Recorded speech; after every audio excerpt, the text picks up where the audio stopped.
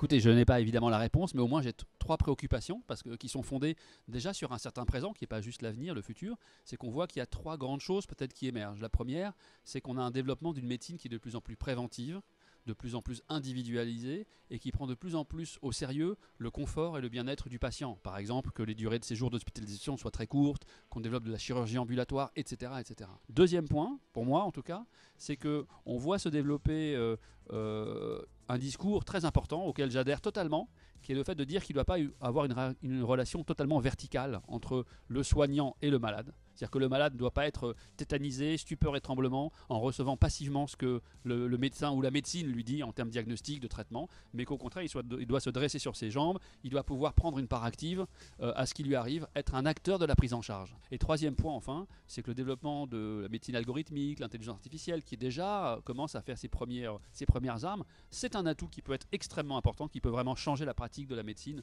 comme aussi dans d'autres domaines que la médecine. Voilà pour moi en tout cas vers quoi j'aimerais qu'on aille en 2030 avec ces promesses et la prise en compte des menaces associées à ces promesses. Et ces menaces, on pourra les réduire surtout si on les prend en compte dès le départ.